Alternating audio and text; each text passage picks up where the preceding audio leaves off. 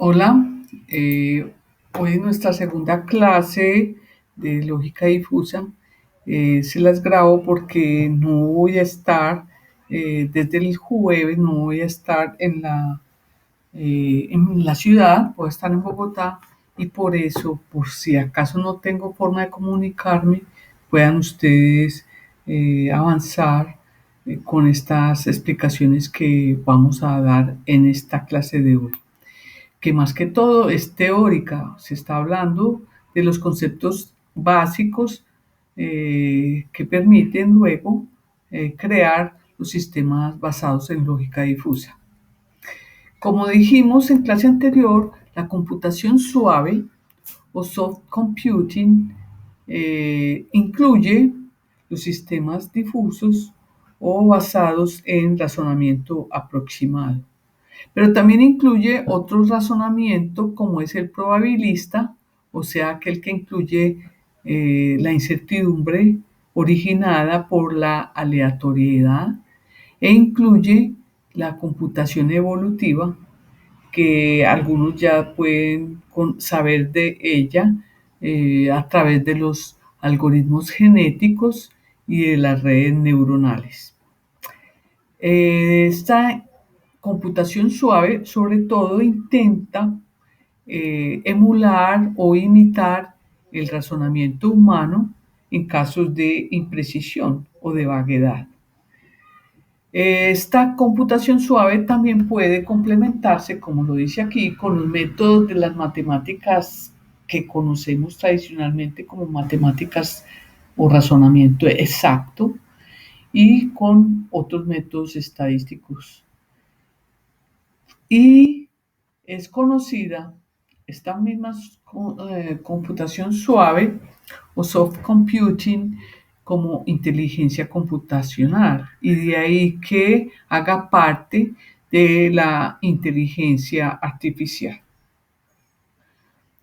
Mm, la lógica difusa o multivaluada, entonces, es más apropiada, digámoslo, para manejar variables de tipo cualitativo o aquellas que sean cuantitativas y que las mapeamos o las transformamos en cualitativas. Entonces, generalmente vamos a hacer como este proceso de pasar de una variable de tipo cuantitativo a cualitativo, haciendo un proceso conocido como difuminado, o al contrario, pasando de unas variables de tipo cualitativo a cuantitativo en un proceso que mencionamos también la clase pasada y que se llamaba la concreción.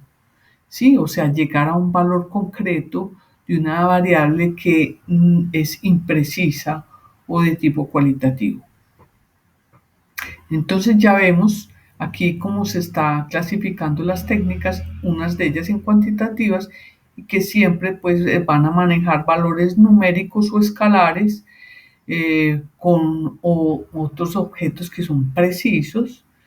¿Qué quiere decir esto? Que sus definiciones no tienen o tienen bordes claramente delimitados, y se usa la lógica de Boole o booleana, que es entonces considerada la lógica convencional. Para esto se habla de objetos o conceptos imprecisos donde se admite el razonamiento aproximado, o sea que no es del todo preciso, sino que tiene algún grado de incertidumbre, y se hace a través de la lógica multivaluada, que podíamos trabajar, como se mencionó, con lógica rugosa, que tiene tres valores, y la lógica difusa, que es una lógica multivaluada. ¿Cuáles son las ventajas de los modelos difusos? También lo decíamos, que eran unos modelos muy simples y por lo tanto más comprensibles, y facilitan obviamente los cálculos por esa simplicidad, y también pueden ser muy útiles en la práctica.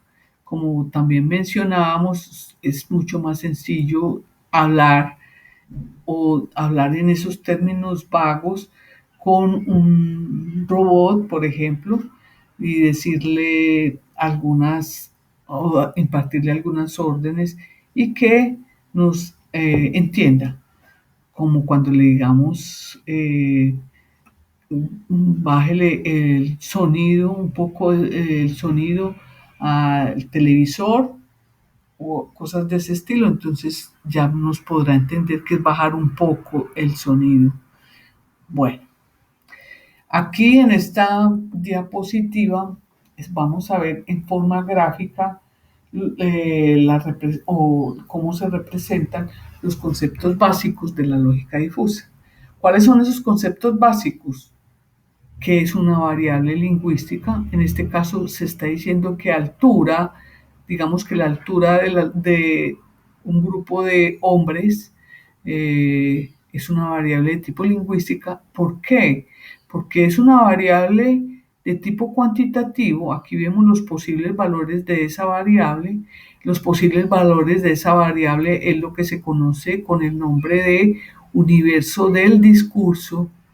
También se conoce como dominio de la variable. Entonces, digamos que el dominio de la altura de los humanos que se están representando acá, digamos, viene desde 1,3, por decir alguna cosa, no desde 0, sino desde 1,3 hasta posiblemente 2,10 metros. Bueno, ese sería entonces el universo del discurso. Esa variable que es cuantitativa se llama variable lingüística porque se le pueden asociar unas etiquetas o valores lingüísticos, que son los que se están mostrando aquí. ¿Cuáles son los valores lingüísticos que se definen en esta gráfica? Son el valor de bajo, o sea, una persona baja, una mediana y otra alta. ¿Cómo está definido o representado la etiqueta lingüística o el valor lingüístico debajo? Como un conjunto, observe que tiene como una forma semitrapezoidal. Entonces los bajos van hasta 1,7. Aquí ya empieza el grado 0. ¿Cuál es el grado de pertenencia? El grado de pertenencia está definido está puesto en el eje de las y representado por esta letra griega, mu. Mu de X está diciendo el grado de pertenencia de X al conjunto de los bajos, el grado de pertenencia de X al conjunto de los medianos y el grado de pertenencia X al conjunto difuso de los altos. O sea, entonces, vemos acá en esta gráfica que los conjuntos difusos se solapan, es decir, hay una parte en que una persona, digamos, de estatura 1,6 tendría un grado de pertenencia, se viene uno hasta acá, iría un grado de pertenencia 0,5 al conjunto de los bajos y también tendría un grado de pertenencia de 0,5 también al conjunto de los medianos. Si es un valor menor a 1,6, digamos 1,55, vamos a ver que esa persona tiene menos grados de pertenencia al conjunto de los medianos y un grado mayor al conjunto de los bajos. ¿Eso qué quiere decir? Que esa persona es más baja, se puede catalogar como más baja que mediana, aunque en algunos casos se podría considerar mediana. Y asimismo, una persona que mida un poquito más de 1,6, que digamos es el punto donde el grado de pertenencia es 0,5, 1,6, o sea que sea 1,65, entonces ya pertenece con menor grado de pertenencia al de los bajos que si nos vamos hasta acá y digamos que pertenece con grado de pertenencia 0,3 al conjunto de los bajos y 0,7 al conjunto de los medianos. O sea, ya pertenece más al conjunto de los medianos que a lo de los bajos. Aquí vemos también que una persona a partir del 1,7 empieza allá a considerarse alta, aunque no con grado 1. Con grado de 1 es a partir de 1,90. Eso quiere decir, ¿por qué? Porque ya el grado de pertenencia es 1. Entonces, cuando ya el grado de pertenencia es 1 a este conjunto, obviamente debe ser 0 para el grado de pertenencia a los dos conjuntos anteriores.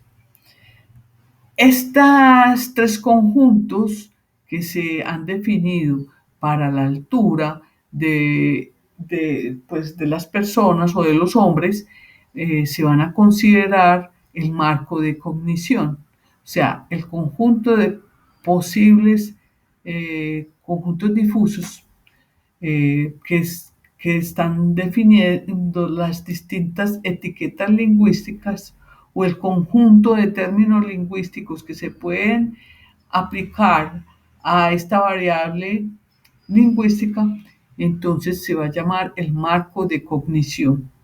Entonces ya entramos a varios términos o conceptos básicos. Primero, etiquetas o valores lingüísticas son estas tres: bajo, medio y alto. La variable lingüística asociada a esas tres etiquetas es la altura de una persona. El universo del discurso es el conjunto de posibles valores en el dominio cuantitativo. Y la función de pertenencia es la que determina el grado de pertenencia de X a cada uno de esos conjuntos.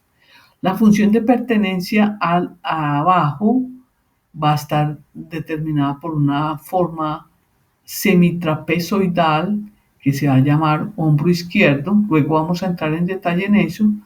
Esta forma de la función de pertenencia para el conjunto de los medianos es triangular y para esta sería un hombro derecho, ¿sí?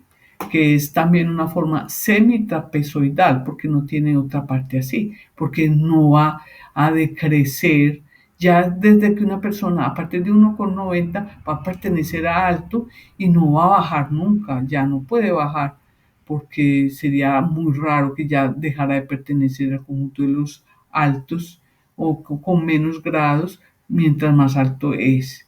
Lo mismo acá, siempre ya se va a considerar una persona bajita si su estatura es menor a 1,5. Y cualquier valor que sea va a ser bajo con certeza. Ahí no hay duda. Hay duda o algo de incertidumbre entre 1,5 y 1,7, que es donde se solapan estos dos conjuntos difusos adyacentes que están el uno pegado, vecino del otro. Bueno, entonces ya podemos empezar a hablar un poco de lo que se conoce, pues, o de los términos utilizados, además de esos que acabamos de mencionar de una manera gráfica, sin darle pues como una definición formal. Ahora sí, vamos a entrar a decir que es una teoría de conjuntos difusos, porque hay varias, no solamente una. Eh, ¿Qué se quiere decir con esto? Entonces, primero vamos a definir que sea P de U el conjunto potencia, es decir, el conjunto de todos los conjuntos difusos que se puedan derivar en U, que es el universo del discurso, con grados de pertenencia que están en un conjunto ordenado, cuya estructura es M, y esto que significa menor, pero menor de conjuntos, no de números escalares. Entonces M es el marco o frame en inglés. Dice, este conjunto ordenado está equipado con un orden parcial, que va a ser este símbolo de menor. ¿Qué quiere decir? Que el conjunto más a la izquierda es menor que el conjunto difuso que está en la parte de la mitad en el ejemplo anterior, y que el conjunto de los medianos es menor que el conjunto de los altos. Siempre hay un orden.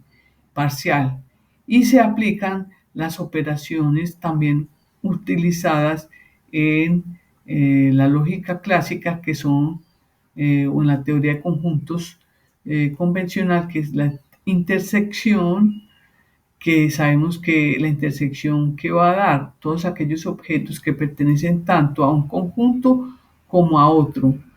La unión, que pues estos son los que tienen pues la parte que es en común de dos conjuntos difusos, la unión y el complemento de un conjunto.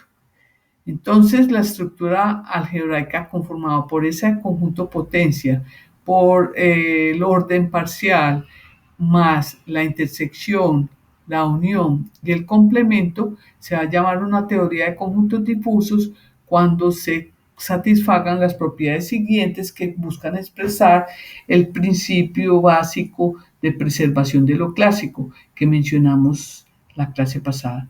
¿Qué quiere decir ese principio básico de preservación de lo clásico? Lo repito, es que cuando usemos la lógica, la teoría de conjuntos difusos sobre conjuntos nítidos, obtengamos los mismos resultados que se obtendrían con a las operaciones tradicionales de la teoría de conjuntos clásicas, como quien dice, el resultado de la intersección de conjuntos concretos o nítidos con la lógica difusa deben volver a dar los mismos resultados. No pueden cambiar. Lo mismo la unión o el complemento. Entonces, para que se cumpla ese principio, tienen que ocurrir estos tres propiedades. La primera es que este conjunto es acotado, o sea, el marco de cognición y usando el menor, pues el símbolo de orden parcial es acotado, es decir, al menos hay un elemento mínimo y hay un elemento máximo. Generalmente para los grados de pertenencia siempre va a ser este mínimo, es el cero. Aquí se pone este símbolo de M porque puede cambiar, es decir, podemos tener una escala diferente. Como empezó la lógica difusa, hay unas teorías de lógica difusa que eh, trabajan entre -1 y 1, por decir alguna cosa, aunque ya se ha buscado usar ese elemento mínimo del 0 en lugar del -1 y llegar hasta el máximo, que es 1 para los grados de pertenencia. Bueno, la segunda propiedad es que los conjuntos difusos sean dos conjuntos difusos A y B que pertenezcan a ese conjunto potencia. Si A es menor que B, recuerden que este símbolo significa menor de conjuntos, entonces, o sea que este está más a la izquierda que este, entonces A es subconjunto propio de B. Y la tercera propiedad nos está diciendo que podemos encontrar un estimador, este gorrito, quiere decir que podemos buscar representar esa operación de intersección. También podemos encontrar una forma de unir conjuntos difusos y encontrar el complemento. Entonces, por eso decimos que esos que tienen el gorrito encima van a representar los operadores elegidos para la intersección, la unión y la negación. También vamos a ver que esos pueden cambiar y por eso eh, surgen distintas teorías de conjuntos difusos. Bueno, la definición 2 habla de lo que es un conjunto difuso. Un conjunto difuso es una generalización de un conjunto nítido o concreto. ¿Qué quiere decir? Que ya no vamos a tener solamente dos grados de pertenencia, sino que vamos a tener siempre una parejita como la que se muestra acá. Este es un conjunto difuso donde cada X que esté en el universo del discurso va a tener asociado un grado de pertenencia de X a ese conjunto A. Eso significa esta A que se pone acá como subíndice o como, sí, un valor subíndice para mu y se va a leer grado de pertenencia de X al conjunto A. Y así se define entonces cada conjunto difuso como una parejita. Esa parejita esta puede estar determinada por una función de pertenencia en el caso de variables de tipo continuo, pero puede ser un grado de pertenencia separado cuando X o sea una variable de tipo discreto. Recordemos que el universo del discurso definido para X es un universo cuantitativo, pero que se le pueden asociar estas etiquetas lingüísticas que van a ser representadas por los conjuntos difusos. Entonces aquí, como decíamos, es llamada el grado de pertenencia de X al conjunto A. Mu de X en A. Ahora, el grado de pertenencia de X al conjunto vacío siempre va a ser cero, por definición, para todo o para todo X que está en el universo del discurso. Y el grado de pertenencia al universo del discurso de X debe ser 1 para todo X que esté en ese universo del discurso. Este es el conjunto universal, pues lo conocemos así en la lógica tradicional, y lo mismo, este es el conjunto vacío. Entonces, obvio, no puede pertenecer al universo del discurso un elemento con un valor mayor que 1, porque está acotado ese conjunto difuso. Siempre los grados de pertenencia están acotados entre 0 y 1, generalmente. Entonces, nosotros siempre vamos a considerar esto, que 1 es el máximo valor que puede tener los grados de pertenencia. Ejemplo aquí, digamos que tenemos estas personas con ciertas estaturas, perdón. Esta está en pies, ya es un poquito distinto. Nosotros no estamos muy acostumbrados pues a manejar la altura en pies, pero bueno, este es un pequeño ejemplo que saqué de MATLAB y entonces por eso está así. Pero digamos, en lo que queremos decir es que John es el más bajito y su estatura es cercana a punto a 4. Bill, en cambio, es un poco mayor que John y por tanto pertenecerá con un grado un poco más alto que el de John al conjunto de los altos. Observemos que aquí esta Bill pertenece con un grado de pertenencia de 0.32 al conjunto de los altos, o sea, no es que sea tan alto tampoco. Ya Jim, con 5 pies y 4 pulgadas, entonces, porque, que es el que está aquí, vamos, y aquí le correspondería a 0.62, o sea, el grado de pertenencia de Jim al conjunto de los altos ya aumentó con respecto al de Bill y es de 0.62, pero es más bajo o no es tan alto, mejor dicho, no es tan alto que Harry o que Fred. Harry pertenece al conjunto de los altos con 0.82 y Fred, que es el más alto de todos, con 6 pies y 1 pulgada, ya pertenece con grado 1 al conjunto de los altos. Otra persona que fuera más alta que Fred también va a pertenecer con grado 1 al conjunto de los altos. Ya acá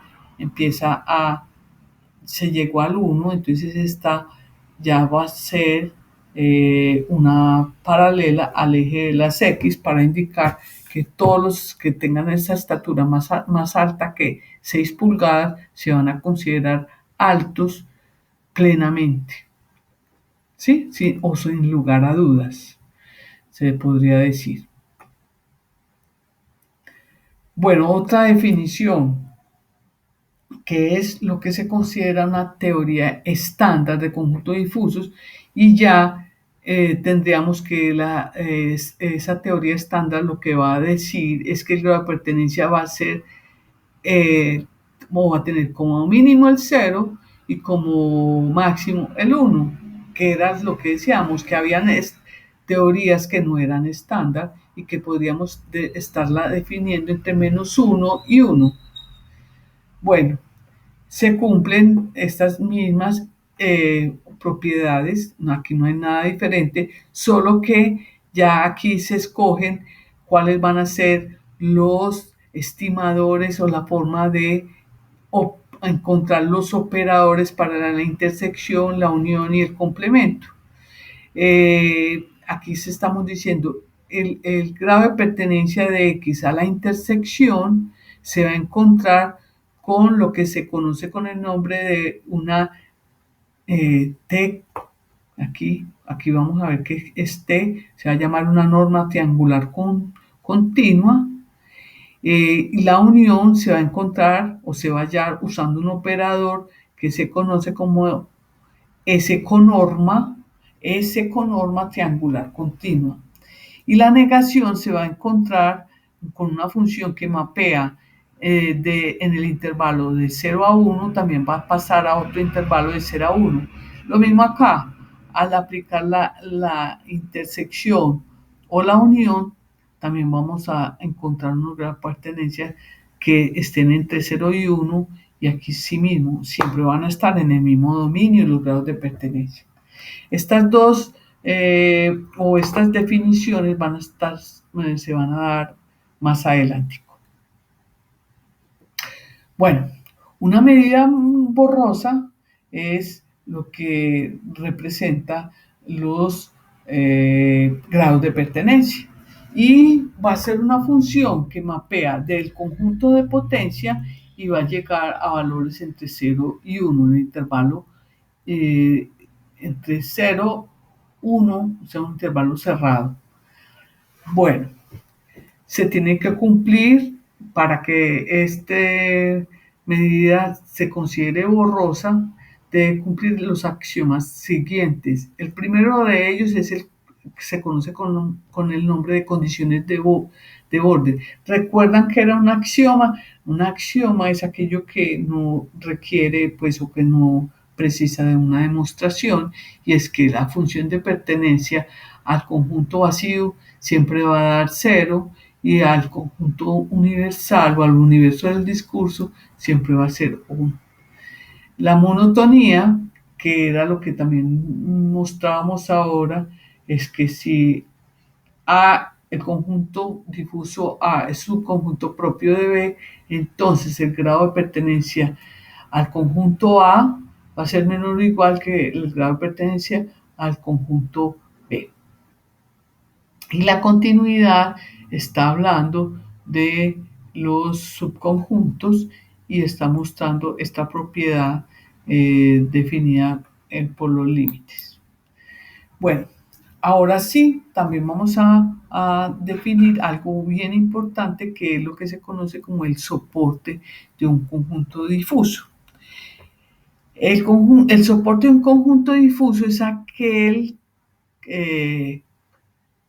conjunto, también puede ser un conjunto, no un solo valor, sino aquel conjunto cuyos X que están en U, o sea, todos los valores de esa variable en cuestión, tales que su grado de pertenencia al conjunto A, en este caso estamos hablando del soporte de A, sea mayor que 0. Si ese es el conjunto A, entonces los grados de pertenencia mayores a 0 empiezan a partir del 3, sin incluirlo, y hasta el 7, o sea, es un intervalo abierto entre 3 y 7, porque el 7 también tiene un grado de pertenencia 0. Entonces, ya podríamos decir eso, que el soporte de A es el intervalo abierto entre 3 y 7. Correcto. Aquí, en este caso, digamos que solamente tenemos un valor puntual. Este se va a llamar un conjunto unitario, o lo que se conoce en inglés como singleton.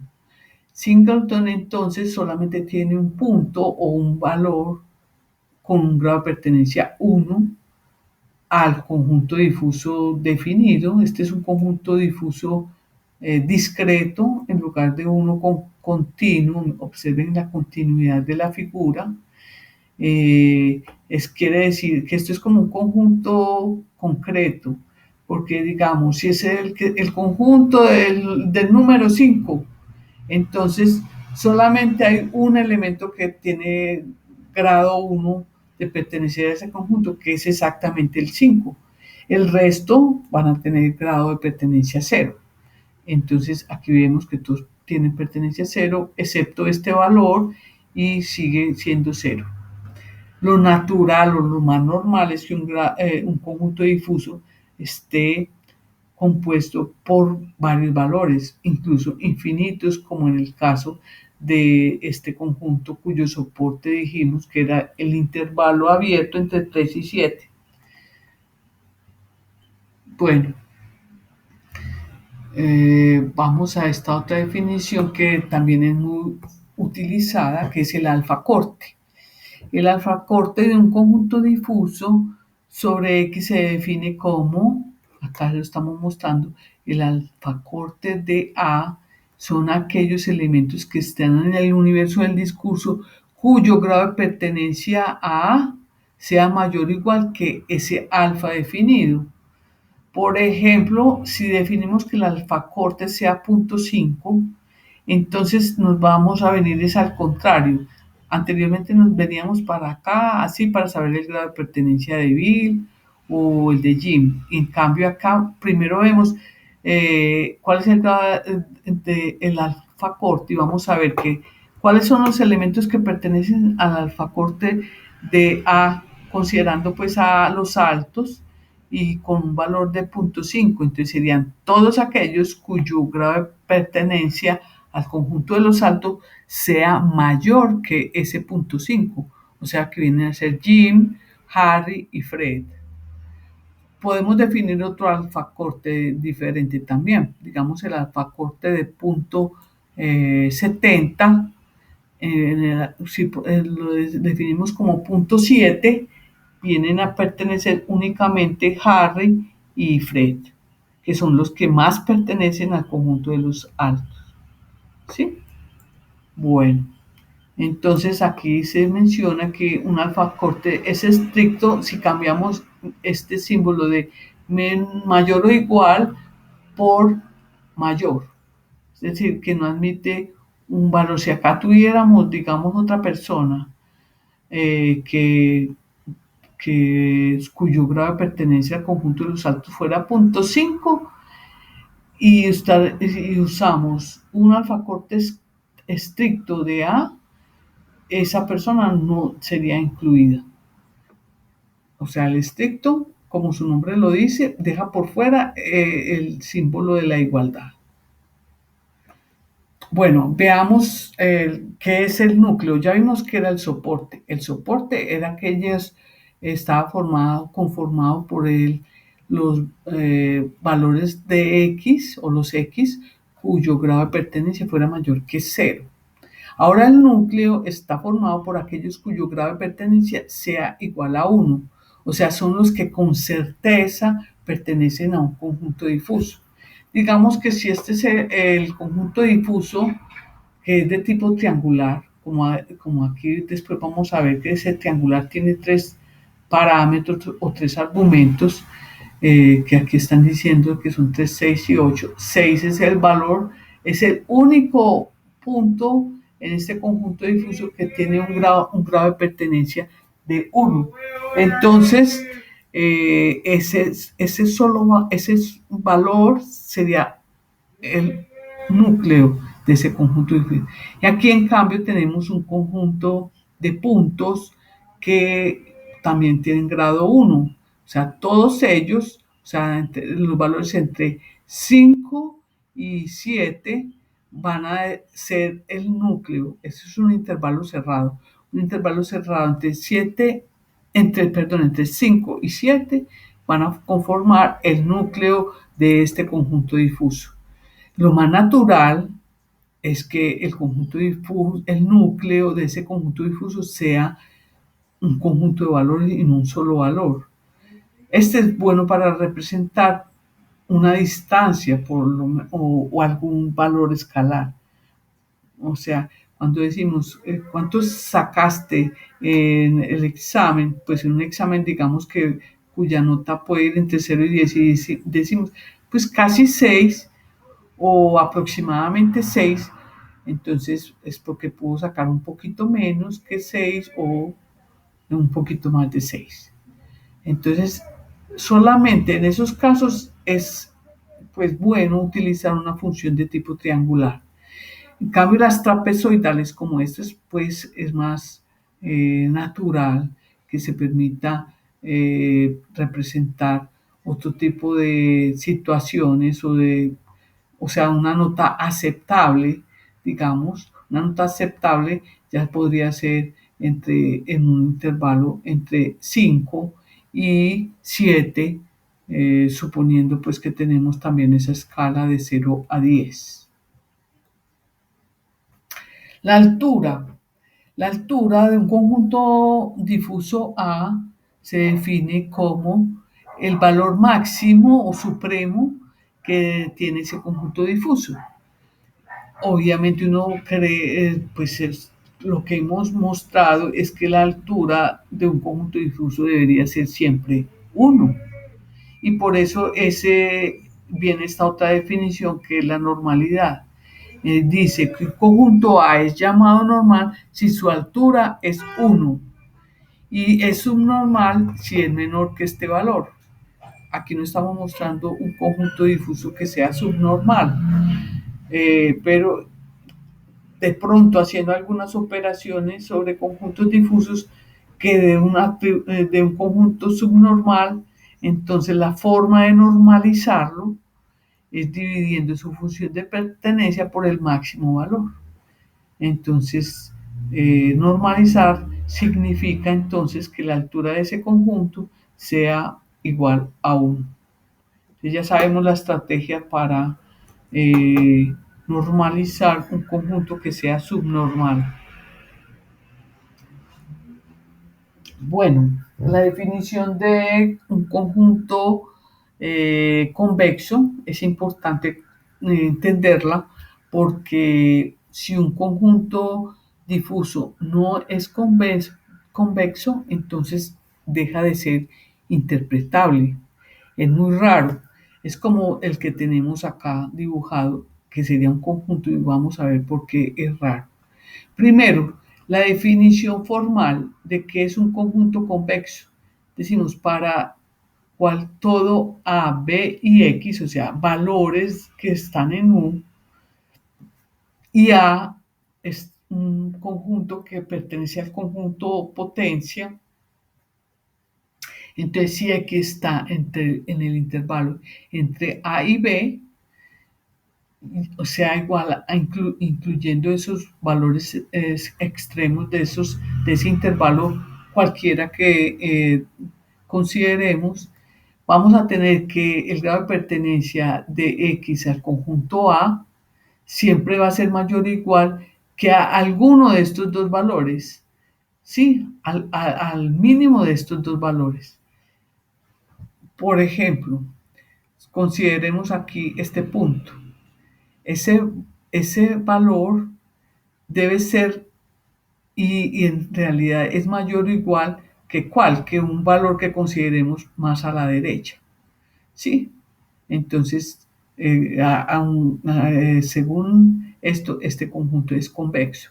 Este también, y lo pueden probar ustedes tomando cualquier valor y viendo este valor que estoy tocando acá, que es 3, para esta función, este 3 siempre va a ser mayor, pero en este caso que un valor que consideremos a su izquierda. Recordemos que X siempre está entre A y B. Y aquí lo mismo. Aquí vamos a ver que un valor cualquiera, supongamos este 5, va a ser mayor que un valor a su izquierda. Y este va a ser siempre va a ser mayor que un valor a su derecha. En cambio acá, si consideramos este intervalo entre A y B y X está entre esos dos valores, vemos que este valor, el grado de pertenencia de X, no supera ni al que tiene como A ni al que tiene como B. Entonces, por no superarlo, estamos diciendo que este conjunto es no convexo y por lo tanto deja de ser interpretable. ¿Por qué? Es raro. ¿Por qué no se admite eso? Porque es como quien dice, si A pertenece con un grado de pertenencia ya menor, o sea, tenemos una función que va disminuyendo su grado de pertenencia, no puede volver a aumentar. O sea, que este valor de B pertenezca más, que está más a la derecha, que este que está más a la izquierda. Entonces, eso es inconcebible, que empiece a decrecer y que vuelva a empezar a aumentar. No hay un conjunto difuso que tenga esta forma no convexa. Bueno, entonces estos ya serían conjuntos no interpretables que podrían darse si hacemos de pronto alguna operación con los conjuntos difusos que tengamos. Por eso es tan importante saber elegir muy bien los operadores que van a representar la unión y la intersección para que no vayan a dar origen a un conjunto difuso no convexo. Bueno, la definición ya de un número difuso, dijimos que son aquellas que van a representar un valor escalar o una cantidad. Esas sí se pueden representar con unas formas triangulares, como dijimos, más o menos cuánto queda la universidad desde mi casa. Entonces podemos decir que es más o menos 3 kilómetros, por decir alguna cosa, o más o menos 5 kilómetros, como estaríamos representando con este conjunto difuso. Puede ser un poquito menos, puede ser un poquito más, pero como con certeza está entre 3 y 7 kilómetros, por decir alguna cosa, pues estamos hablando. Estas son otras formas. ¿Cuál es la característica de estos números difusos? Que su núcleo, como vimos ahora, consiste de un solo valor, que es precisamente el escalar que está representando. Ahora, ¿qué es la cardinalidad de un conjunto difuso? Cardinalidad tiene que ver con la cantidad de elementos que conforman un conjunto. Entonces, como hay unos que no pertenecen con grado 1, lo que se va a considerar la cardinalidad es esa sumatoria de los grados de pertenencia de los valores que están en el universo del discurso al conjunto A, al conjunto difuso A, y se denota por estas dos rayitas que se le ponen a A. Entonces esto significa cardinalidad de A. Ahora dice el peso relativo de cada objeto X del universo del discurso U en el conjunto difuso A se determina como, esto se va a llamar como el peso, también se le puede poner una W. Entonces el peso de X al conjunto A o el aporte, realmente el aporte que hace X al conjunto A está dado por su grado de pertenencia sobre la cardinalidad al conjunto difuso, o la cardinalidad del conjunto difuso A. Marco de cognición, ya se les había explicado qué significaba y dice que está definido como una colección finita de conjuntos difusos sobre el mismo universo de discurso en el cual es conveniente dar un orden. Por lo tanto, un marco de cognición puede ser formalizado por medio de la tripleta definida así. Marco o frame tiene un universo del discurso, un conjunto de un subconjunto de el conjunto de potencia y un orden parcial. Aquí se considera entonces el orden así como A sub i es menor que A sub j, siendo A sub i, digamos, este conjunto de los very low o muy bajos, van a ser siempre este conjunto difuso va a ser menor que el conjunto de los bajos y este a su vez de los medianos y de los altos y de los muy altos. Va a ser menor este. O sea que aquí hay un orden parcial cuando se definió este marco de cognición. Este marco de cognición está conformado por 5 conjuntos difusos. Contémoslos: 1, 2, 3, 4 y 5.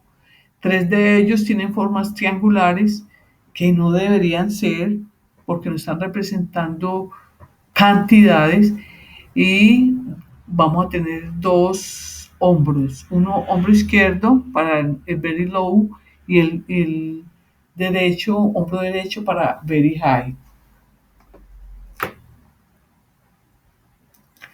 Punto de cruce es aquel punto donde se cruzan, como su nombre lo dice, dos conjuntos difusos.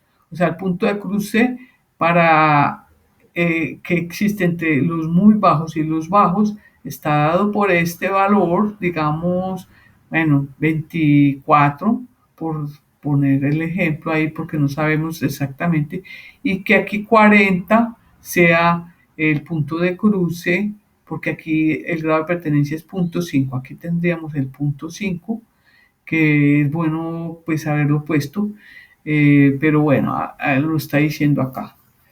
¿Sí?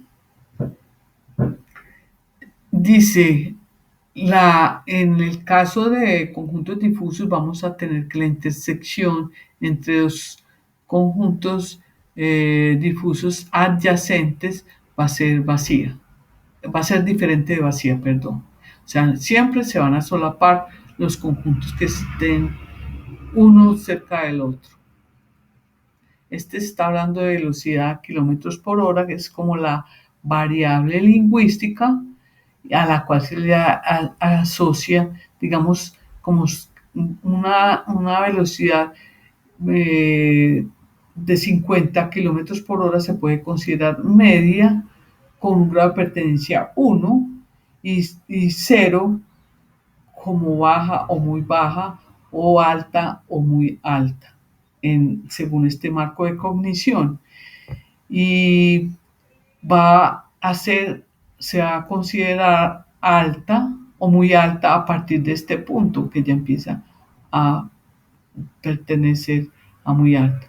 O sea que ya 100 kilómetros por hora va a pertenecer con grado 1 a una velocidad muy alta, y es muy bajita a partir, digamos, de 30 kilómetros, o si es menor, a 30 kilómetros por hora. Bueno, vamos para la definición 15, que habla sobre la partición difusa. Y dice lo siguiente: una familia de conjuntos difusos se llama partición difusa si, solo si se cumplen las dos propiedades siguientes. La 1 es que no hay conjuntos vacíos para cualquier A sub i. Todos deben contener algún valor, por lo menos. Y la unión de esos conjuntos difusos debe dar el universo del discurso, es decir, es que sea completamente exhaustiva. Lo que no se dice, que también define lo que se conoce con el nombre de partición matemática, es que la partición matemática exige que se cumpla que la intersección entre cualquier par de conjuntos sea vacía.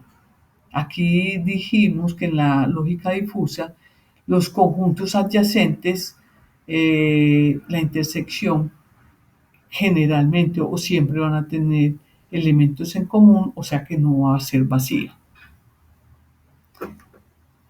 Cuando cogemos conjuntos difusos y le aplicamos el concepto de partición difusa, se va a volver para la partición matemática, y por lo tanto generalizan el principio o el concepto de partición definida en la lógica clásica. O sea, el principio de preservación de lo clásico. En la definición 16 se habla de que es una partición consistente. Entonces, se va a decir que es una partición consistente si Un elemento dado pertenece a un conjunto difuso A sub i con grado 1, entonces deberá pertenecer con grado 0 al resto de conjuntos difusos que existan en ese marco de cognición. Bueno, eso es lo que se dice como consistente. Bueno, ahora las formas, como ya habíamos mencionado algo, existen diversas formas para representar las etiquetas o los valores lingüísticos. Pueden ser valores triangulares, ya dijimos que lo más apropiado era para cantidades o valores escalares concretos, pero también puede tener como esta forma que es parecida a la campana de Gauss en estadística, y entonces esta forma puede llamarse campana o gaussiana. También hay gaussianas. Luego vamos a ver todas las que nos ofrece MATLAB.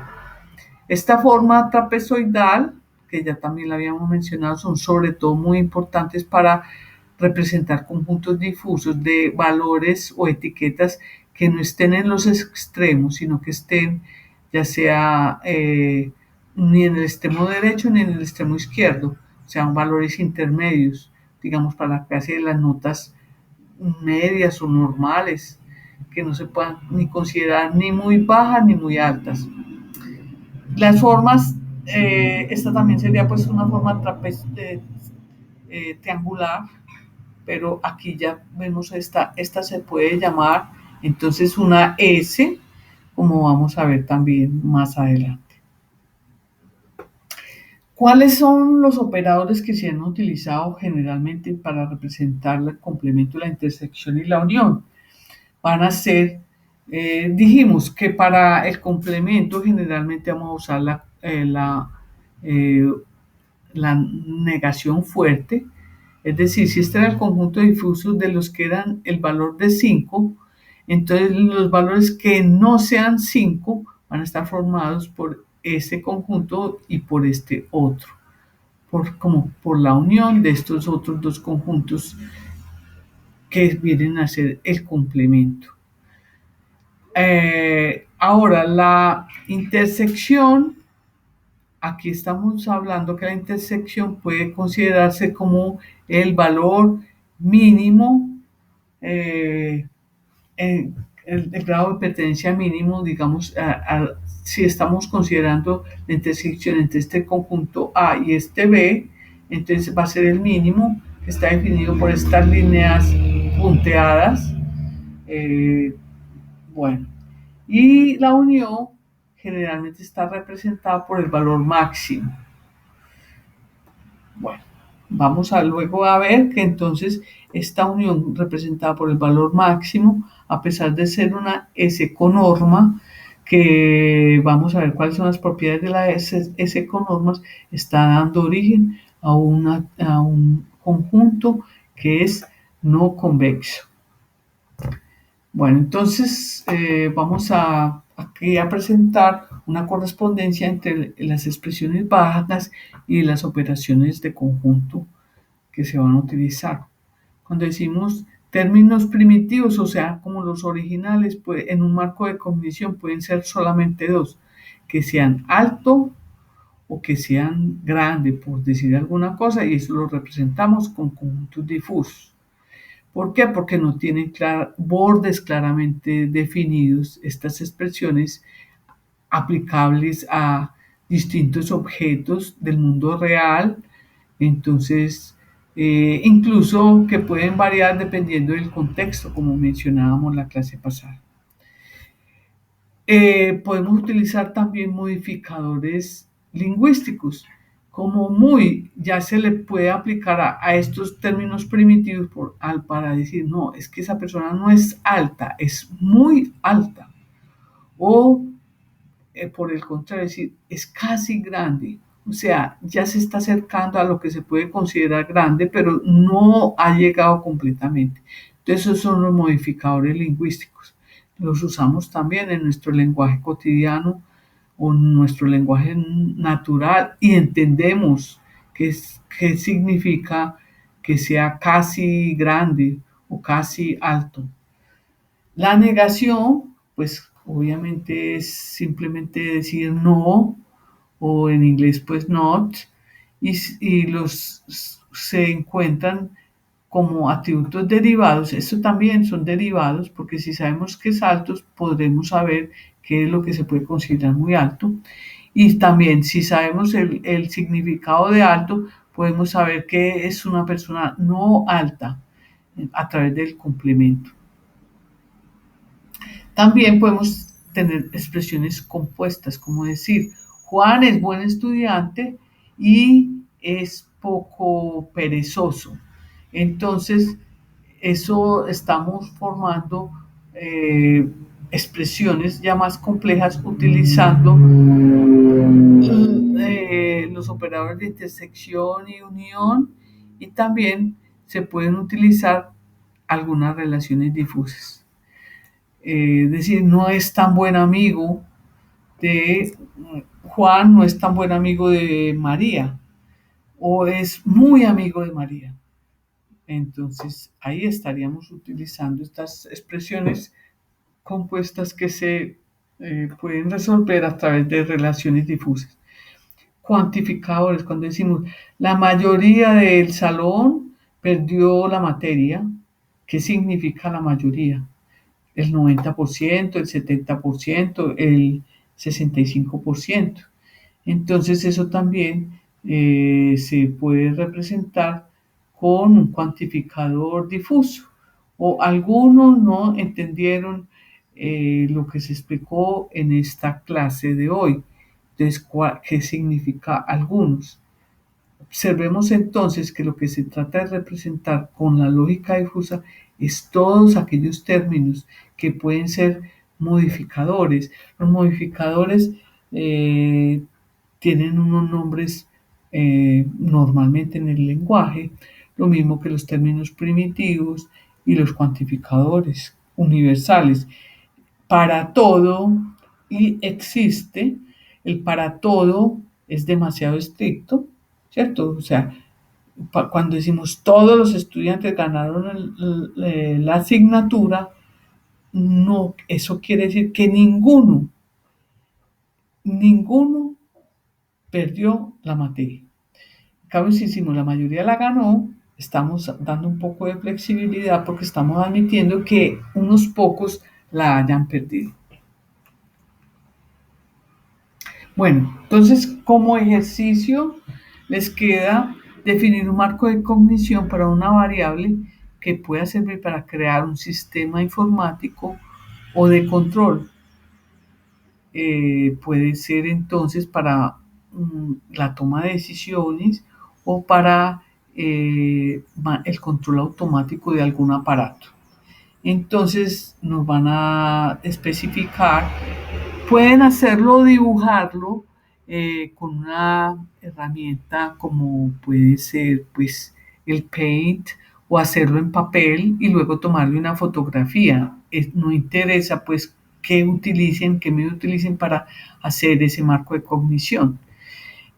Van a decir cuál es la variable lingüística que están manejando en ese caso, cuál es el dominio o el universo del discurso y van a determinar el grado de pertenencia de un elemento cualquiera a un conjunto difuso en particular.